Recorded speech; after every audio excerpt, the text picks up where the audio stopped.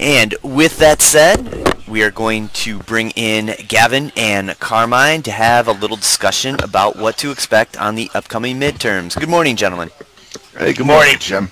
How's the morning treating you? Morning's treating me okay. I haven't even looked at any of the polls or anything. What's the latest word that you guys have? Well, that's what we're about to try to find out. And first, let me go out with the disclaimer before Carmine and I start talking about this. We talked about it a little bit this morning. Honestly, we're not trying to provide any political direction. We are trying to take as much of an apolitical look at the markets and how they potentially could react to some of the races that are going on, and of course the overall position in a Congress that we're hoping to find out what that will be tomorrow. So with that, I'm just going to bring Carmine on. Hey, Carmine, how you doing? Pretty good, Gavin. How about you?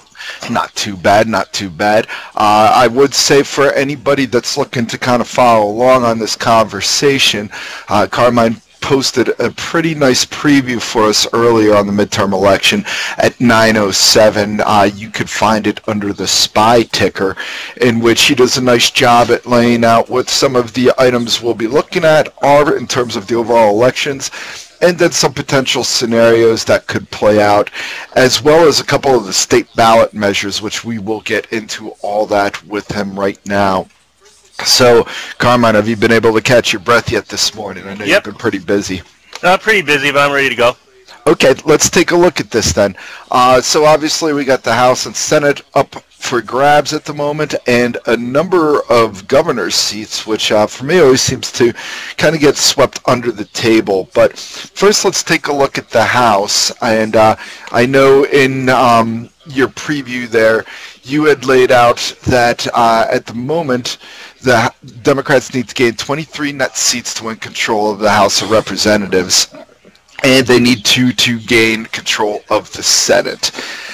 Posting right now has them running at a 66% chance, I believe, of winning the House. Is that right? Yeah, the online betting markets, they have moved a little bit more in favor of the Democrats. Right now I'm looking at it's around 70. So, yeah, we're at 70% chance according to the online betting markets right now. And that would equate to what sort of gain in that 28 to 33 range? Is that? Yeah, I would say 538 has a projection of 39 seats. A J.P. Morgan analyst projected 33 seats, so somewhere within that range. Okay, so obviously, again, baseline scenario is for the Democrats to win control of the House. Now, in the Senate, we are seeing a 87% chance that the GOP will maintain this. They currently have a 51 to 49 majority, and there's the possibility under most scenarios for them to gain 1 to 2 seats. Would that be correct? Correct. Okay, so again, what we're looking at early on in terms of baseline scenario for Congress is for a split with the House going to the Democrats and the Senate going to the GOP.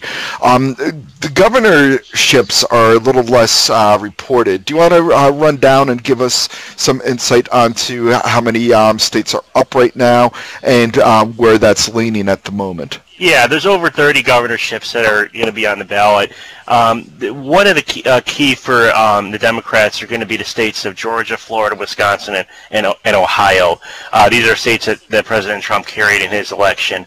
So, a good night for the Republicans as far as governorships would be to hold those states. So those are the key ones to watch there. And we'll get into some of the aspects of the how that impacts like marijuana legislation and things like that a little later in our discussion. Okay. Now, obviously, there's always the talks around the midterms of wave elections. With the GOP in control right now, obviously the wave would be a blue one if that was to occur. Give us a quick rundown on what would be considered a complete victory for the Democrats, and then on the flip side, what would be viewed as a big victory for the GOP, just so people have a feel of what numbers to be looking at in terms of seats that are won in the House and the Senate, and then, of course, the governorships. Yeah, I would say a complete victory will be over 245 seats for the Democrats in the House, and which is 35 over the majority. And and a complete victory for the Republicans would be if they somehow hung on to the House and gained maybe 3 or 4 Senate seats, bringing a total up to 54 to 55 seats. And under the complete victory for the Democratic scenario would be also involve taking the Senate. All right. And for the gubernatorial races? Those 4 that I just mentioned, if the Democrats are able to sweep them? Okay. Yeah. All right. And I believe you had that mentioned in your preview. Did you have those 4 states mentioned in the preview? No, we just wanted to keep the preview on the in-play level, just basically Congress. But yeah, we're gonna be a little bit more here on the Trader Audio. Okay. Now, obviously, before we get the results, we'll start getting in piecemeal some of the different districts that are coming in. We know that there are a few that we need to be watching that could signal a move in the markets, and I think this is key to understand because that could certainly help to for us to figure out where positioning in the early reaction should be. What are some of the key districts that people want to watch out there? Okay, well, I'm going to give one that the Democrats are expected to win and one that Republicans are expected to win, and one that are the toss-up, and I'll kind of explain why I'm doing that as we go. There's a district in Virginia called Virginia's 10th District where a Republican named Barbara Comstock is running. The Democrats are widely expected to win this district. 538 has a projection of 90%. If the Republicans were to win here, that would possibly signal that they would keep control of the House. Now, the reason why I say that is things don't happen in isolation in politics, and because these districts are so similar, the swing districts are so similar, their vast majority of them are suburban districts, that could pretend that the Republicans were going to have a good night in the House. Now, on the flip side, there's a district in Virginia, Virginia's 7th District. This is Eric Cantor's old seat. This is a seat that the Republicans should hold on to. This is the Richmond, Virginia area. And if the Republicans do lose this seat, it could portend for a bad night for the Republicans in the House. And so let's just say that both of those go the way they're supposed to. Where do you look next? Well, the next one, we would go to the Chicago suburbs where there is a district that is in the Naperville, Oak Brook area, for anyone who's familiar with Chicago. And we have that district could go either way. 538 has a projection of 51% for the Republican, so that's really 50-50. So whatever party wins that, if those other two go the way they're supposed to, could pretend to whatever party could prevail in the House. So those are the 3 that I would be watching. And my assumption is there's a good chance we get those Virginia results ahead of Illinois just from the hour difference. Yeah, Virginia's polls close at 7 p.m. Eastern time, and Illinois polls close at I'll just keep the time zones the same so it's easy, 8 p.m. Eastern time, even though they're obviously in the Central time zone. Okay. What time should we be looking at to start getting back some harder results? I would say the first state to close is, for the first thing that's going to come out is the exit polls. The exit polls are going to come out the networks say they're going to come out at 5 p.m. Eastern, but in my experience, it's usually closer to 6.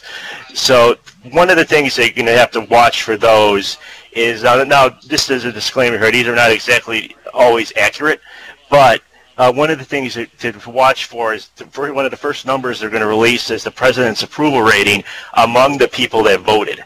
So if you see that in the high or mid to high 30s, that's going to probably pretend a bad night for the Republican Party. If you're going to see in the mid to high 40s, which is you might see a good night for the Republicans.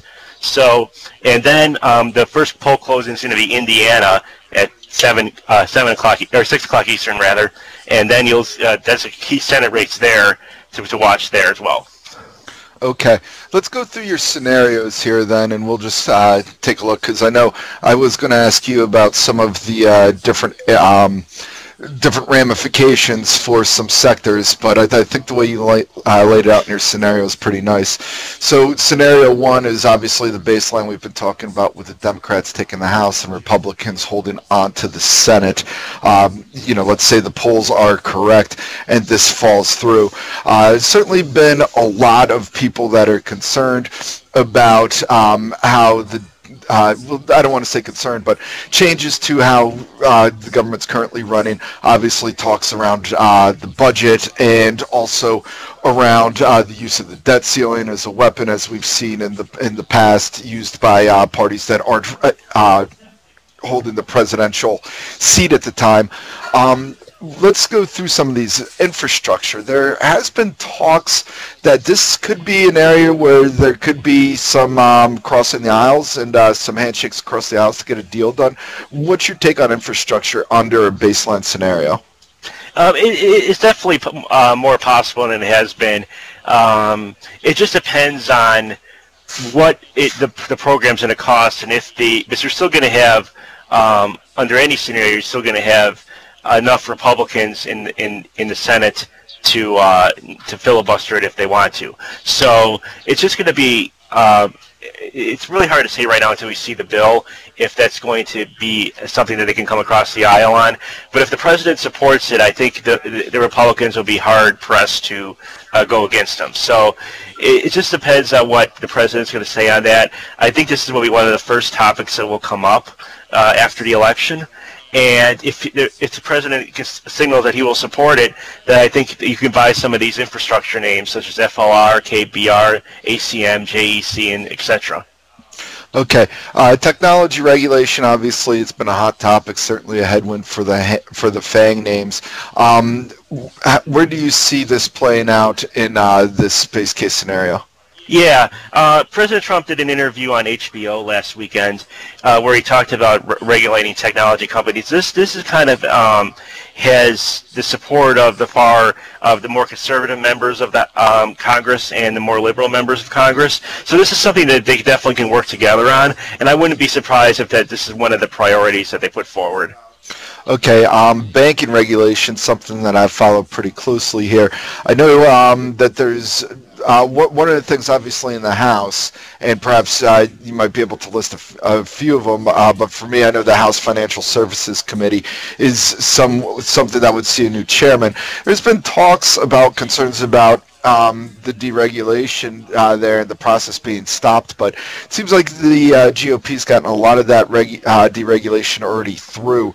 Do you see a major impact for the financials in terms of regulation under a change under House control to the Dems? I see a little bit more headline risk. Let me explain that a little bit. They probably will be called for hearings. You probably have Wells Fargo out there again, and a few other banks called for hearings. It's more of maybe I don't want to say a sideshow, but maybe just a thing around the edges that you have to kind of watch. The main aspect for regulation is done through the executive branch, through all the appointments that the president makes, and the Senate has to confirm those appointments. So as long as we're talking about scenario one here, so as long as the Republicans keep control of the Senate, if anybody leaves the administration, and they should be able to get somebody confirmed along the same ideology that will continue the deregulatory path. Now, that doesn't mean there might be some, short-term embarrassment for some of the banks who have to come out and testify and investigate this or investigate that or this. But I don't think it's going. I think the concerns are a little bit overblown as to how much tangible impact there will be under this scenario. Now we'll talk about if under scenario if the Democrats take both the House and Senate, it's a little bit more tangible then. But under this scenario, I think it's a little bit overblown.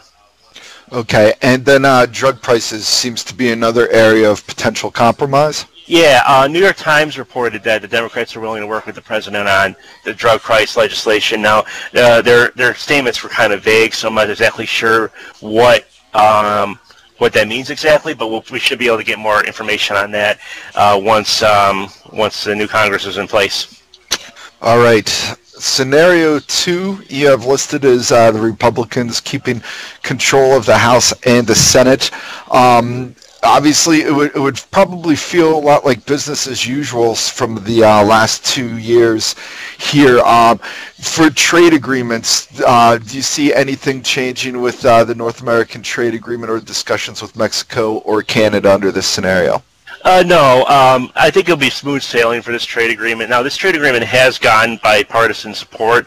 Chuck Schumer has made some positive comments around the deal when it was first announced.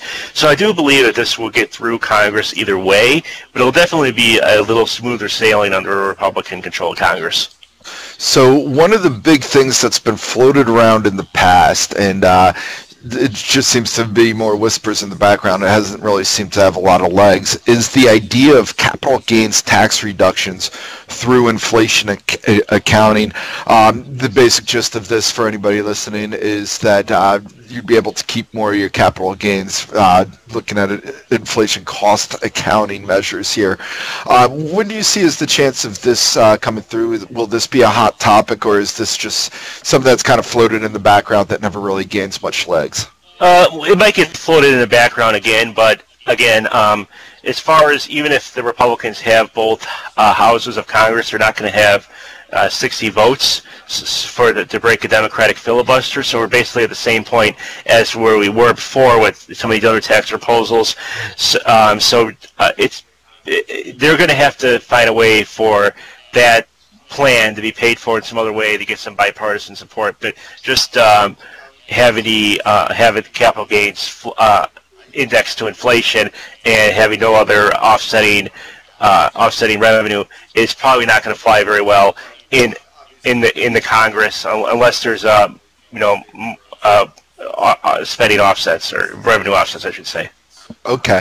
Now, yeah, obviously it could be positive for defense spending. I agree. I'm kind of looking at the defense names no matter what happens in any of the scenarios, to be honest.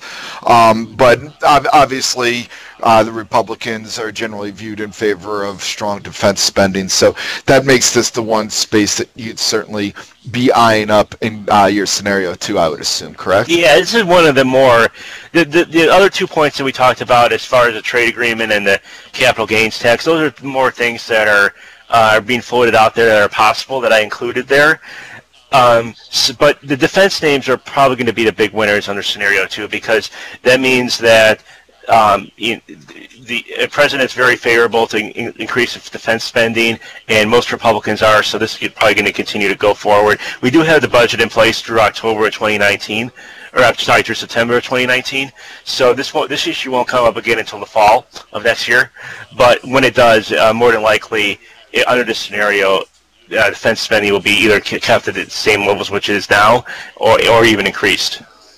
Okay, and then obviously we've got the talk of the Affordable Care Act, Obamacare, of course, once again trying to be repealed and replaced. Now, obviously, the GOP had full control the last 2 years and haven't had much success there.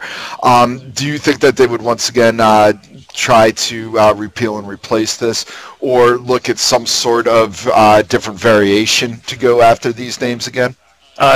Different variations. If they couldn't repeal it with the majorities they have now, they're not going to be repealed with a shorter majority in the House. So, but a lot of the things they could try is to further chip away at it, which they probably would have some support within their caucus to do so. And so that would be negative for the hospital stocks and the insurers there.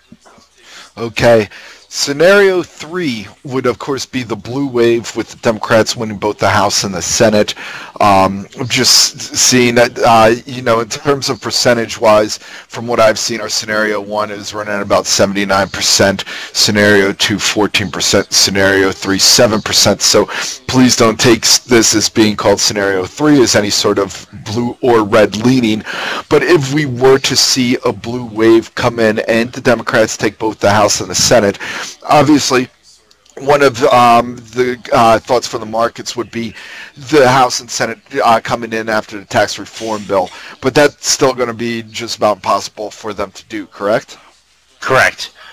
And the primary reason being that President Trump can veto it. Right, and he's basically going to veto any sort of bill like this that comes along, you'd figure, right? Just like, you could see a repeat of 2010 2011 when the Republicans took control of the House, and during the Obama administration when they tried to repeal Obamacare several times and he vetoed it every time. You could see a repeat like that. It's just it will create a lot of headlines. The Democrats pass. You might see a headline: Democrats House passes repeal of a tax reform bill. But just note that the president's going to veto it, so it's basically a meaningless headline. Right, and similar to what we saw with the Republicans trying to repeal health care, I'm sure the headlines from the other side will be tried to be used in the 2020 election about them coming out.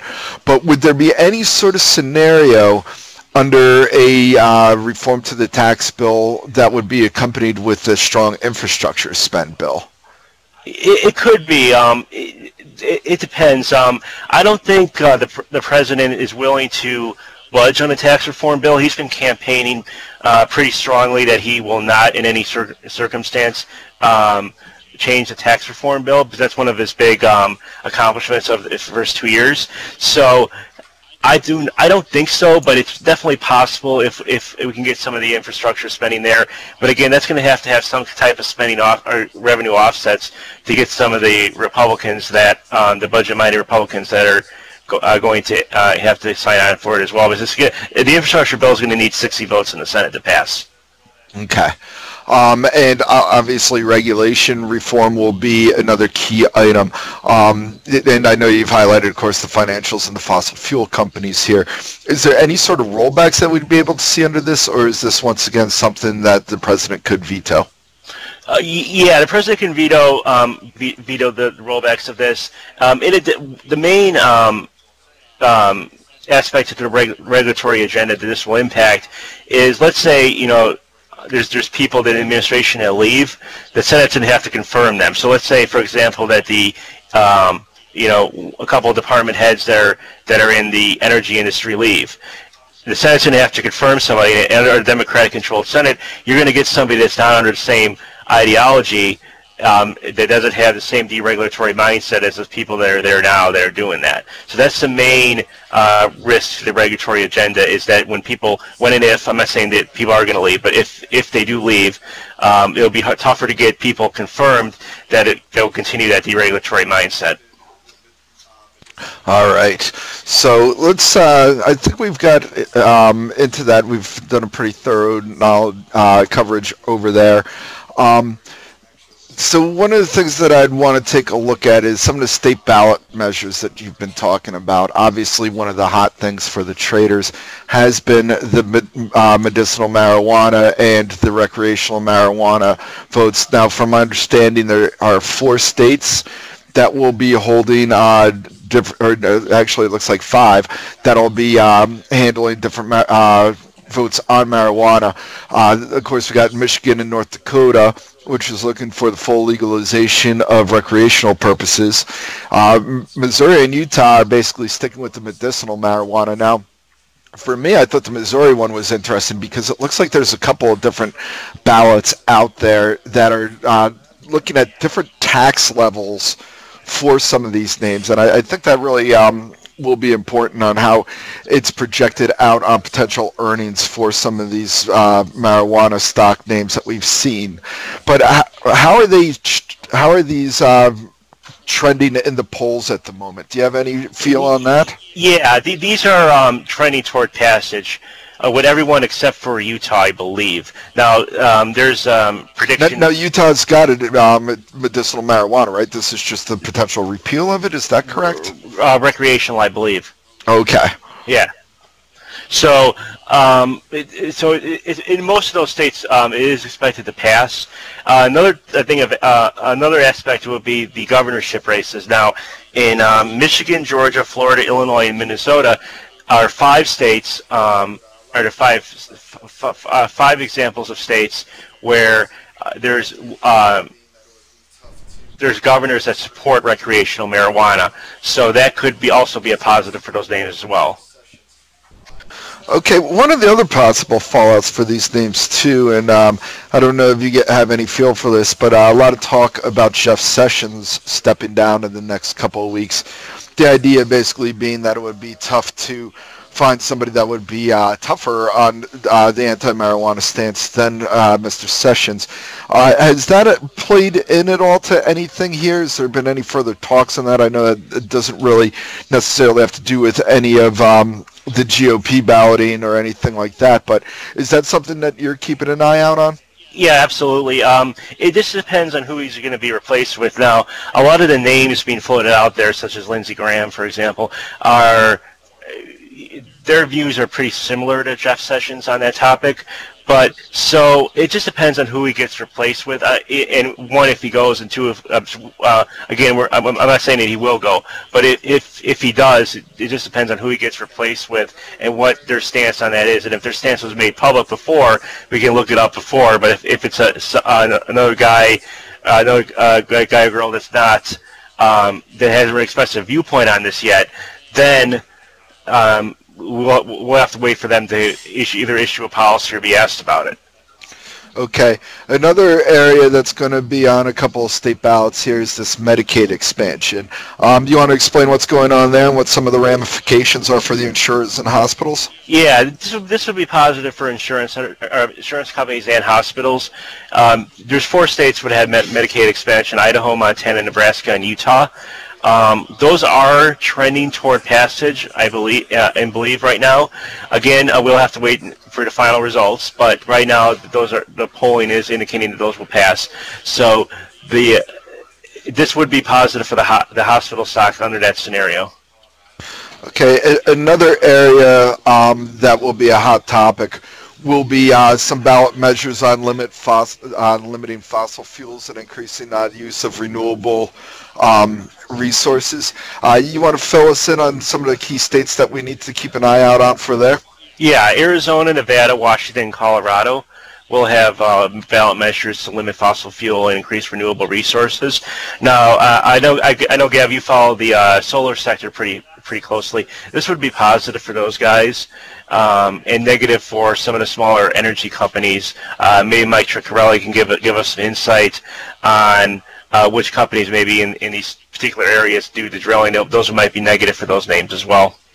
Is there any offshore drilling states that are going to be in play here? Not that I'm aware like of. Most are in the central part of the states, right?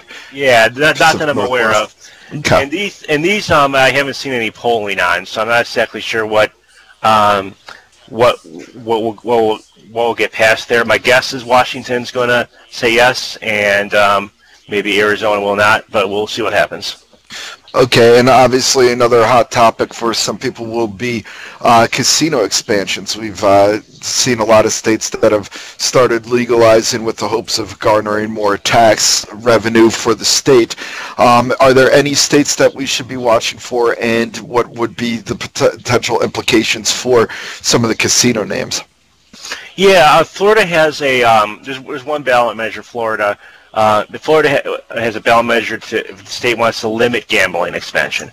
So if it's rejected, it would be positive for a lot of the regional casino names such as Penn and Caesars, and they would be able to expand in the state. Now, if it's approved, it'll be negative for those guys. I should say it'll be a small negative. It's not like these stocks are going to drop because of this one issue, but it would be it would be a little bit more of a positive if it was not limited for Penn, especially because they're more of a regional player.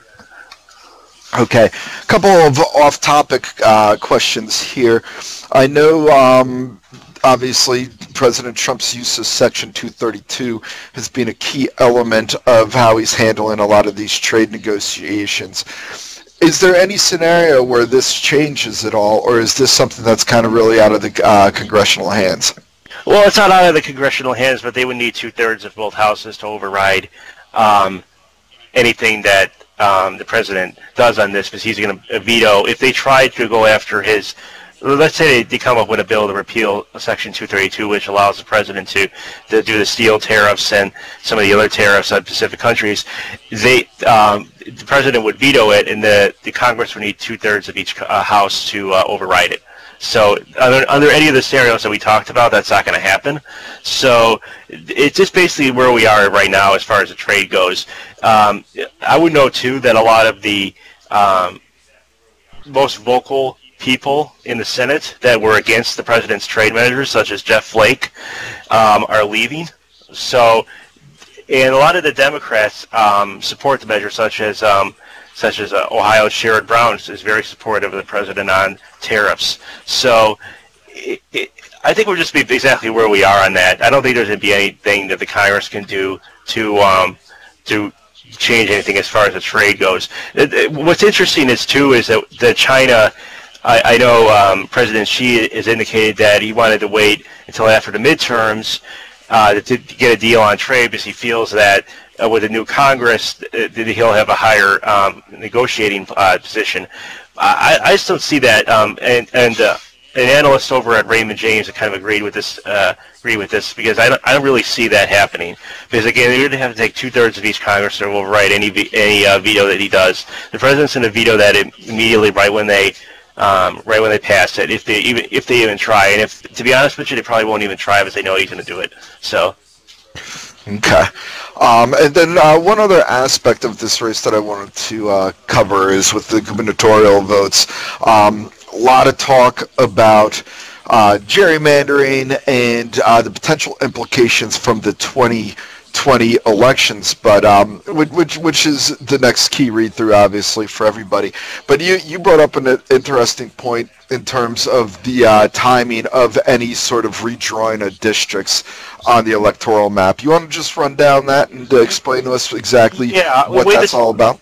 Yeah, the way this works is there's a census done in 2020, and the census takes effect in 2021.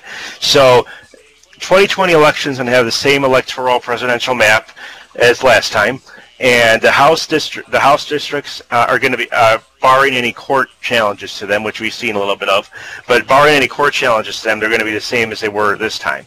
But having governorships are important because the state houses and the governorships basically decide how to draw the maps for the next census. Now, a lot of these governors are elected to 4-year terms, so a lot of the governors that are being elected here in such states as like Georgia and Florida would be able to have a influence on how those maps go. They might not have control of their state houses, so they might have to balance that, but they will be able to veto anything that's too extreme one way or another. So that's going to be something to watch as far as 2022, but not anything that will impact 2020.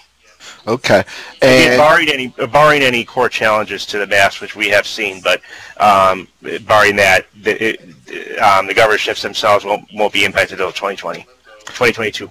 Okay.